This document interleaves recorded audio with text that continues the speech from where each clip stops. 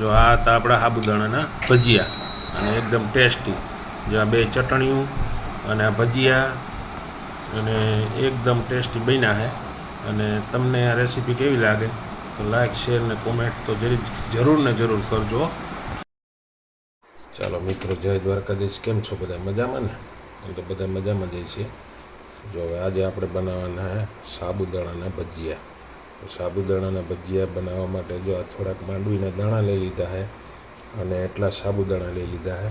તો એને પહેલાં આપણે કઢાઈમાં નાખી દઈએ અને એને થોડા આપણે પહેલાં શેકવાના છે.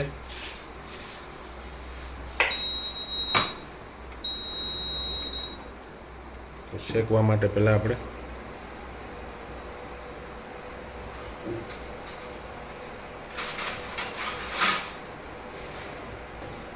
અને આપણે ચાલુ કરી લીધું છે ને, થોડીક વાર આપણે એને શેકી લેવાના.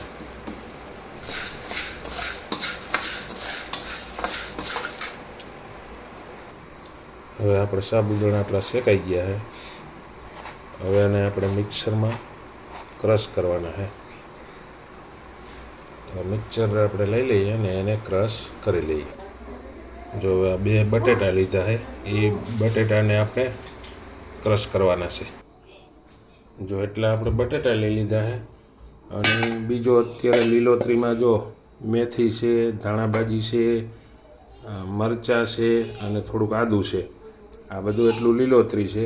તો એને બધાને થોડુંક કસર કરવાનું છે. આપણે બધી કસર કરી અને પછી આપણે એને મિક્સ કરીશું. તો હવે આપણે મસાલો બધો ક્રશ થઈ ગયો છે, મિક્સરમાં જોઈ લ્યો. આ રીતે મિક્સ કરી બધું અને પછી લોટમાં તમારે એડ કરો. તો આપણે આ લોટ અને આ મિક્સરમાં જે ગ્રાઇન્ડર કર્યું એ બધું પેક કરી દીધું છે. અને હવે આપણે છે ને એમાં મસાલા એડ કરવાના છે. તો મસાલા એડ કરવા માટે જો આમાં છે કાલા નમક, પછી આ તીખા અને જીરાનો મસાલો છે અને આ હિંગ છે. એ બધું આપણે આમાં નાખી દેવાનું. એ નાખી અને પછી જે આપણે છે ને લીંબુ થોડુંક નીચોવવાનું છે. જે આપણે એક લીંબુ નીચોઈ નાખવાનું.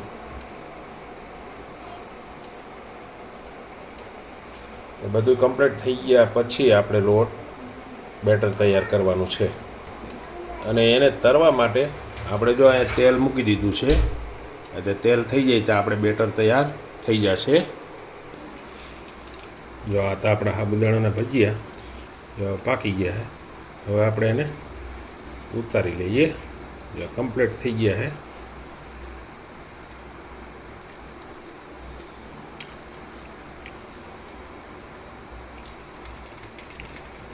એક ડીશમાં આપણે એને કાઢી લઈએ.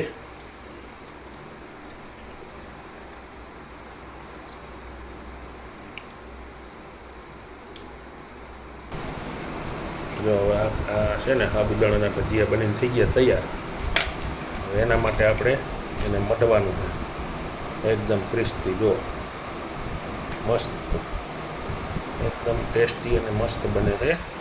તમે પણ ટ્રાય કરજો. અને ચોમાસાની ઋતુમાં તો આવું આઈટમ બનાવવાની બહુ મજા જ આવે અને ખાવાની પણ બહુ મજા જ આવે. જો આ આપણે સાબુદાણાના ભજીયા હતા.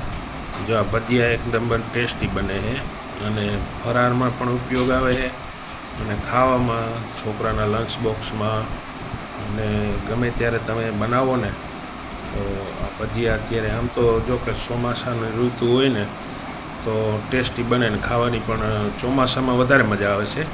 પણ તમે કાયમી ફરાર માટે બનાવી શકો અને એકદમ ક્રિસ્પી બને છે. જો અને અંદરથી સોફ્ટ હાઈ ક્લાસ અને ભજીયા છે ને એકદમ, અને ચટણી સાથે પણ તમે ખાઈ શકો. અને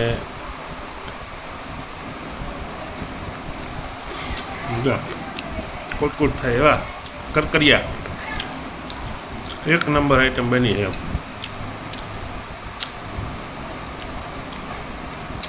તો આ રીતે તમે બનાવશો ને 10 થી 15 મિનિટમાં તૈયાર થઈ જાય ભજીયા.